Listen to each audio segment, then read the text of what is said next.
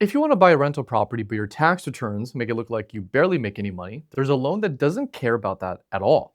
The lender doesn't look at your income and they look at only the property's income. So by the end of this video, I'm going to show you exactly how it works and whether or not you can use it.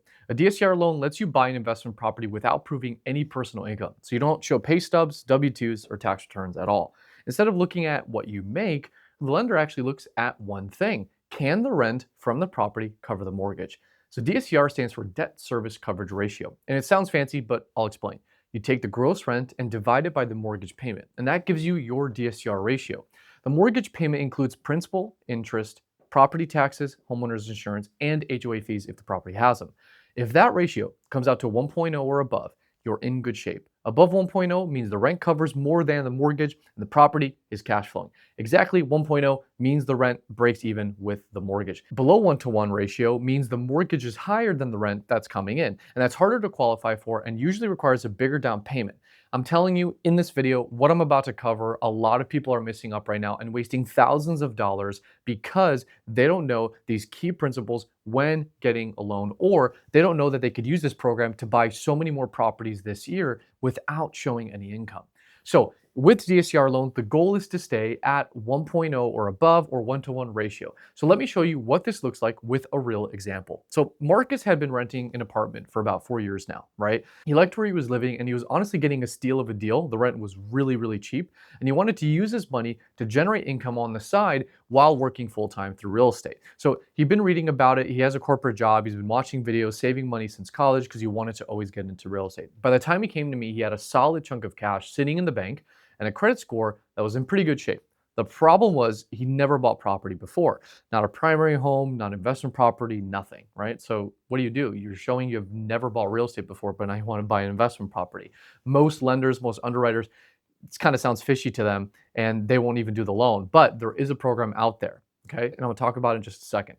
He also wasn't sure how lenders would even look at him since he didn't own a home. Here's what most people in Marcus's situation don't know. DSCR loans are available to first-time real estate investors. You don't need to own a primary residence first. However, there are some stipulations for this we would have to be careful for. So what lenders do want to see is that you have some housing history. In Marcus's case, 12 months of on-time rent payments was exactly that. He had proof he'd been paying his rent on time consistently by showing his bank statements. He also had the assets, and he'd been saving since college and had enough in the bank to cover that down payment and closing costs, and still have reserves left over after closing. We'll talk about reserves in just a minute. The property he was looking at had an estimated rent of $3,000 a month. The mortgage payment came out to $2,460 a month. $3,000 divided by 2,460 gives you a DSCR ratio of 1.22. The rent covered the mortgage with room to spare, which is really good, so the deal qualified. Marcus closed on his first investment property without showing a single pay stub or filing a tax return for the loan. We literally, on his application, the employment and income we leave blank, even though at that time he had a W-2 job, but in this case, we didn't need to show it. He didn't have to move out of his apartment.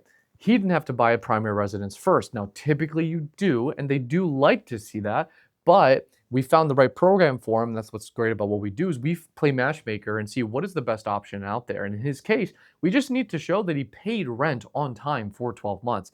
So if you pay rent sporadically, example, if you're like Marcus and you pay rent sporadically or you can't paper trail it, that might be an issue. So keep that in mind. For Marcus, he just needed the right loan and the right numbers on the deal. Now let me walk you through another example of who this loan is built for and what most people don't know about this. Full-time investors who already have multiple properties use this as their secret weapon. You might always wonder, like, how are people always buying rentals? This is why. DSCR loans have no cap on how many you can have, like how many mortgages you can have to your name. You can keep scaling your portfolio without a max or a ceiling. Self-employed guys who, let's say, write off a lot of expenses, when you run a business and you do things the right way, your taxable income on paper looks low, which is fine. I get it. But a conventional lender sees that and they say, oh, you don't make enough. A DSCR lender like me doesn't even look at that. If you've already got a few properties or loans in your name, your debt to income ratio climbs fast and it gets really hard to keep buying the properties the traditional way. One thing to be clear about, this loan is for investment properties only. You cannot use a DSCR loan on a home you plan to live in. That includes house hacking. So where you live in one unit and you rent out the others, right? For that, you need a conventional or FHA loan instead. We've done those all the time and we can still do them. But for this case, for DSCR loans, you can't live in the property. The property types that do qualify are single family homes, 2 to 4 unit properties, and condos. and short-term rentals like Airbnb and VRBO, which is crazy. Like you could literally go out and buy a 4-unit property 20% down with a DSCR loan, no income verification personally to you. Now let's talk about what you actually need to bring to the table, right? How much is this going to cost? What are my credit requirements? So credit score really matters here. The minimum to qualify is technically around 620, but 680 and above is where you start seeing better rates. The higher your score, the better your interest rate. Even though the lender isn't looking at your income, your personal credit still plays a role. The minimum on a DSCR loan is 20%. If you put down 30%, you get the best interest rates available on these loans. And that's worth knowing if you're deciding how much really to bring in. And by the way, figuring all of this out takes a lot of time. And there's a lot to think through depending on your situation. You can skip all that and just book a call with us, and we'll talk through it together to find the best option really that makes sense for you. So link is below in the description. Now let's talk about reserves, because I see this mistake a lot when reviewing applications. After you pay your down payment and closing costs, the lender still wants to see that you have enough money left in the bank. Usually 6 months of the mortgage payment is sitting there as a cushion. That's what they like to see. Using Marcus as an example again, his mortgage payment was around $2,000 a month at the time on another property he was considering.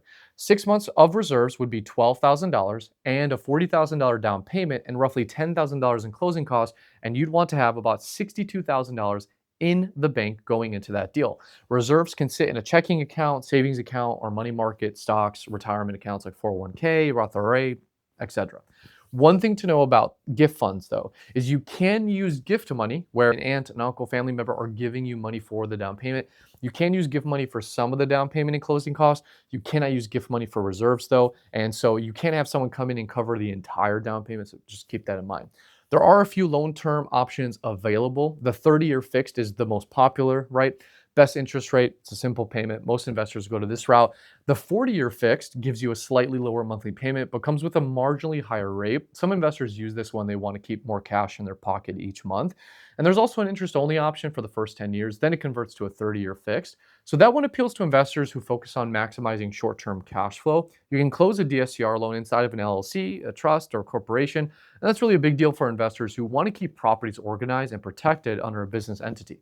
Your personal credit score is still used even when closing in an LLC. And these loans typically end up reporting to personal credit once the mortgage gets sold. So keep that in mind. Short-term rentals qualify too. And if you're buying an Airbnb or a VRBO property, lenders can still qualify using what we call AirDNA. Lenders still use AirDNA data, which is really nice. If you don't know what it is, Airbnb investors use it to basically calculate how much the rental income is. It's like the comps in the area for the short-term rental income. And it's a really, really good tool. We use it all the time, and you can actually use that for income. An appraisal report that estimates short-term income or 12 months of actual earning history if the property is already operating, that's going to really depend on what the appraiser assesses that value at. Now, the seller can also contribute up to 6% of the purchase price towards your closing costs. Like they can give you up to 6% in seller credits.